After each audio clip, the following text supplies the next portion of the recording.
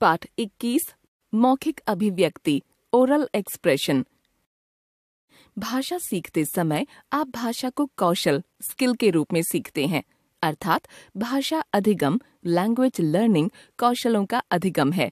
हर भाषा के 4 कौशल होते हैं: सुनना लिसनिंग, बोलना स्पीकिंग, पढ़ना रीडिंग, लिखना राइटिंग। इन कौशलों में सुनना तथा बोलना कौशलों का संबंध भाषा के उच्चारित या बोलचाल के रूप में होता है तथा पढ़ना और लिखना कौशलों का संबंध भाषा के लिखित रूप से होता है। इसीलिए सुनना व बोलना मौखिक कौशल ओरल स्किल्स तथा लिखना व पढ़ना लिखित कौशल रिटन स्किल्स कहलाते हैं।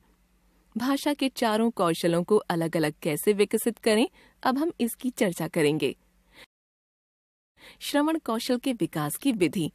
श्रवण कौशलों को विकसित करने के लिए उचित होगा कि प्रारंभ में छात्रों को सरल कथन या वार्तालाप, चुटकुले, देखे हुए नाटक, देखी हुई फिल्मों की कहानी सुनाएं। बाद में सरल गद्यांश, कविताएं आदि लिए जा सकते हैं। जो भी सामग्री सुनाई जा रही है उससे संबंधित लघु प्रश्न तैयार कर लें। ध्यान रखें, प्रश्न इस तरह के होने चाहिए कि छात्र एक शब्द या वाक्यांश में ही उनके उत्तर दे सकें। यहाँ हम एक चुटकुला, एक संवाद और चित्र देखकर कहानी सुनाने को उदाहरण के रूप में ले रहे हैं। एक चुटकुला। एक चींटी बहुत तेजी से भाग रही थी। खरगोश: चींटी बहन, बड़ी जल्दी में हो, इतनी तेज तेज भागकर कहाँ जा रही हो? चींटी: जाने दो, जल्दी है, बात करने का समय नहीं। खरगोश साथ भागते हुए: बहन कुछ तो बताओ। चींटी: भाई, मेरा मित्र हाथी बीमार है, अस्पताल में भर्ती है, उसे खून देने जा रही हूँ। अब इस तरह के प्रश्न पूछे जा सकते हैं। प्रश्न: चींटी कैसे भाग रही थी? खरगोश ने चींटी से क्या जानना चाहा? चींटी ने पहले खरगोश को उत्तर क्यों नहीं दिया? चींटी ने खरगोश को किस संबोधन से पुकारा? चींटी हाथी को अपना क्या मानती थी? हाथी कहाँ था? चींटी क्या करने जा रही थी? 2 वार्तालाप। दीपा: कैसी हो माला, इतने दिनों से दिखाई नहीं दी। माला: ठीक हूँ, अपने चचेरे भाई की शादी में आगरा गई हुई थी, तुम बताओ कैसी हो? दीपा: मैं भी ठीक हूँ, तुम्हारे बड़े भाई साहब ने मेडिकल की प्रवेश परीक्षा दी थी, क्या परिणाम रहा? माला: उनका मेडिकल कॉलेज में एडमिशन हो गया है। दीपा: भाई साहब को मेरी ओर से शुभकामनाएं देना, आजकल वे कहाँ हैं? माला: वे कानपुर चले गए हैं। दीपा: अच्छा, कानपुर में कहाँ रहते हैं? माला: कॉलेज के छात्रावास में। दीपा: चलो अभी तो चलती हूँ, किसी दिन मिठाई खाने तुम्हारे घर आऊंगी। माला: ठीक है, जरूर आना। इस वार्तालाप पर निम्नलिखित प्रकार के प्रश्न पूछे जा सकते हैं। प्रश्न: माला कौन है? माला कहाँ गई हुई थी? माला आगरा क्यों गई थी? माला के बड़े भाई ने कौन सी परीक्षा दी थी? माला के बड़े भाई का एडमिशन किस कॉलेज में हुआ है? माला के बड़े भाई कानपुर में कहाँ रहते हैं?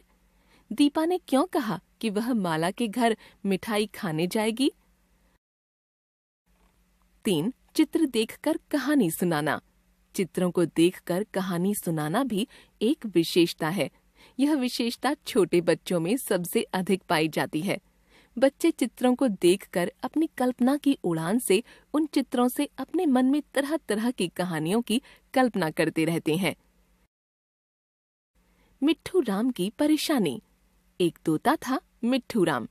पिंजरा ही उसका घर था और वही उसकी दुनिया। मिट्ठू राम की आवाज बड़ी सुरीली थी, पर वह सिर्फ रात को ही गाता था। एक रात जब मिट्ठू राम गाना गा रहा था तो वहां से एक चमगादड़ निकला।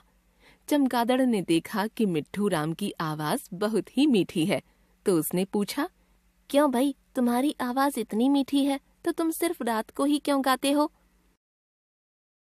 मिट्ठू राम ने इसकी वजह बताते हुए कहा, एक बार जब मैं जंगल में दिन के समय गाना गा रहा था तो एक शिकारी उधर से निकला। उसने मेरी आवाज सुनी और इसी कारण उसने मुझे पकड़ लिया। उस दिन से मैं इस पिंजरे में कैद हूँ। यह बताकर मिट्ठू राम बोला, इसके बाद से मैंने यही सीख लिया कि दिन में गीत गाना मुसीबत का कारण बन सकता है। इसलिए अब मैं रात को ही गाता हूँ। यह सुनकर चमगादड़ बोला, मित्र, यह तो तुम्हें पकड़े जाने से पहले सोचना चाहिए था। सच भी है कि गलतियां करने के बाद ही हम उससे कुछ न कुछ सीखते हैं, पर यह जरूरी नहीं कि हर बार सीखने के लिए गलती की ही जाए। कई बार किसी काम को करने से पहले कुछ सावधानियां बरतकर हम गलतियों से बच सकते हैं और नुकसान से भी। तो याद रखिए, बुद्धिमान वही होता है जो सोच विचार कर काम करता है। उच्चारण का मूल्यांकन। उच्चारण कौशल का मूल्यांकन करते समय निम्नलिखित बातों को ध्यान में रखना चाहिए। यह देखना चाहिए कि शिक्षार्थी उच्चारण करते समय स्पष्ट रूप से उच्चारण कर पाने में समर्थ है या नहीं। हो सकता है शिक्षार्थी केवल अलग अलग शब्दों और पदों के प्रयोग की योग्यता प्रदर्शित करता हो, पर सुसंबद्ध स्तर पर बोल पाता है या नहीं। परिचित संदर्भों में सुसंबद्ध कथनों का प्रयोग शुद्धता से करता है या नहीं।